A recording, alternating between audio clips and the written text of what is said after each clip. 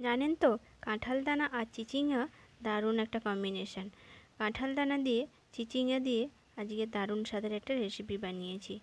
নমস্কার, dash cookie ম্যাজিকে সবাইকে স্বাগত জানাই। আবারও একটা নতুন রেসিপি নিয়ে হাজির হয়েছি।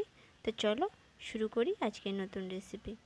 প্রথমে আমি কাঁঠাল দানাগুলোকে ছাড়িয়ে নেব। ছাড়িয়ে কিন্তু ছোট ছোট করে কেটে নেব। এখানে কাঁঠাল দানাগুলোকে আমি আগে কিন্তু ধোবো না, ধুতে গেলে কিন্তু এটা কাটতে খুব অসুবিধা হবে, তাই কিন্তু আগে এটাকে কেটে নেব।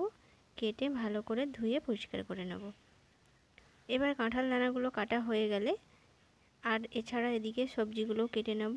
চিচিঙ্গা আর আলু সব কিছু কাটা আমার রেডি হয়ে গেছে। এবার কড়াইয়ের মধ্যে আমি কিন্তু তেল বসিয়ে দিলাম। তেল গরম হয়ে গেলেই ওর মধ্যে চিচিঙ্গাগুলোকে আগে দিয়ে দেবো। দিয়ে একটু ভালো করে ভেজে নেব। চিচিঙ্গাগুলো ভালো করে ভাজা হয়ে গেলে একটা প্লেটের মধ্যে তুলে নেব।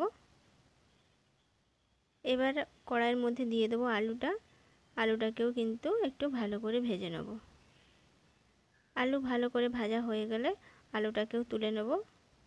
এবার কড়াইয়ের মধ্যে দিয়ে দিলাম আরও কিছুটা পরিমাণ তেল। দিয়ে দেবো আমি ফোড়ন দিয়ে দিলাম, 5 ফোড়ন দিয়ে দেবো। আর দিয়ে দেবো পেঁয়াজ কুচি। দিয়ে পেঁয়াজটাকে কিন্তু একটু ভালো করে ভেজে নেব।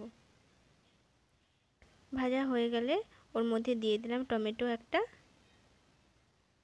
টমেটোটাকে দিয়ে আরও কিছুক্ষণ একটুখানি নুন দিয়ে দেবো। দিয়ে দিলে কিন্তু পেঁয়াজটা আর টমেটোটা নরম হয়ে যাবে। দিয়ে সামান্য পরিমাণ জল দিয়ে দিলাম। দিয়ে লঙ্কা গুঁড়ো, হলুদ গুঁড়ো সব কিছু দিয়ে ভালো করে কিন্তু মশলাটাকে একটু কষিয়ে নেব।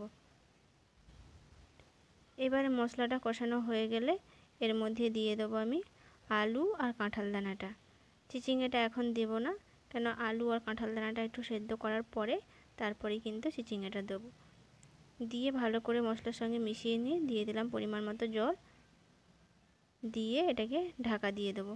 দিয়ে আলু আর চিচিঙ্গাটা প্রায় সেদ্ধ হয়ে আসবে, সেই সময় কিন্তু এবার চিচিঙ্গাটা দিয়ে দেবো। দেওয়া হয়ে গেছে। এবার আরও কিছুক্ষণ কিন্তু ঢাকা দিয়ে এটাকে সেদ্ধ করে নেব।